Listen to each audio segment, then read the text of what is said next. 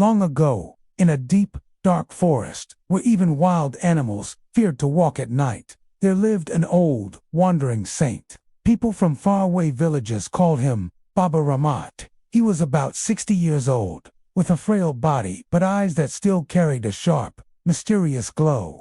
For years, he had lived all alone in a small hut made of wood and leaves, far away from the noise of the world. One stormy night, the wind howled through the trees, thunder cracked across the sky, and rain poured endlessly.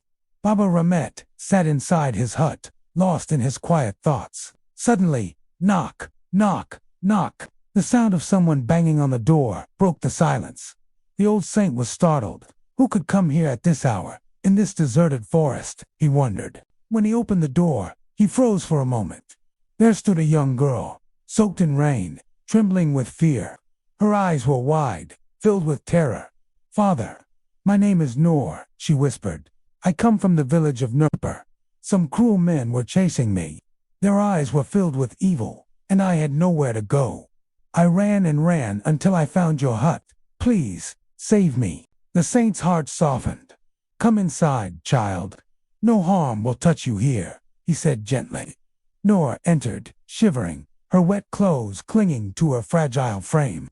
Baba Rahmat gave her a cloth to cover herself and told her to rest. Yet, as he looked into her eyes, a strange unease filled his heart. Hours passed. The storm outside grew stronger, and the night darker. Noor suddenly asked, "Baba Ji, may I stay here tonight?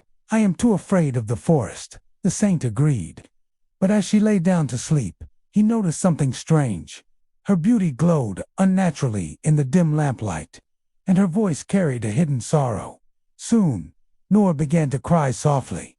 "Why do you weep, my child?" Baba Rahmat asked. Noor's words shook him to the core.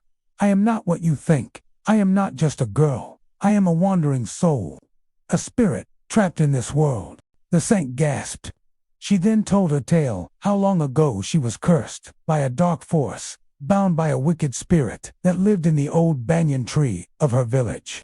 That spirit had forced itself into her life, and before she could escape, it tied her soul with a cruel condition.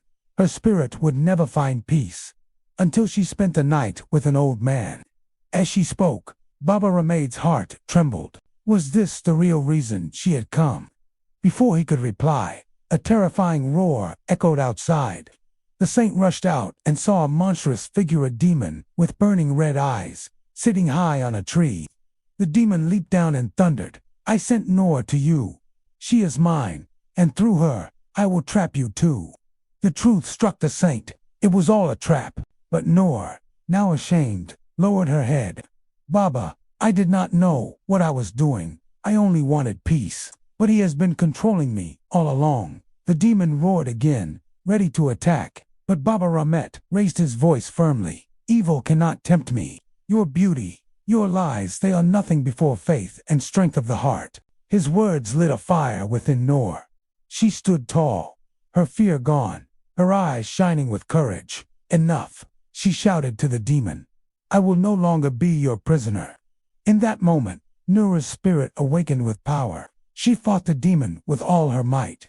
Thunder shook the sky, winds howled like wolves, and the jungle itself seemed to rise against the creature. With one final strike, Noor destroyed the demon, whose fiery body turned to ash and scattered in the storm. When the night calmed, Noor looked at Baba Rahmat with tears of gratitude. "You saved me.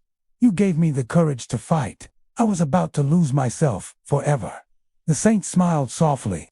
"Noor, every soul must fight its own battle. The greatest enemy lives not outside, but within fear, weakness, temptation. When you conquer that, no demon can touch you." Noor bowed her head, her spirit finally free. She walked out of the hut, no longer trembling, but shining like a soul reborn. From that night, the forest seemed a little less haunted, for one lost soul had finally found her way home. Moral of the story: the greatest battle is not against demons outside, but against the weakness within. If your heart is strong, no darkness can ever defeat you.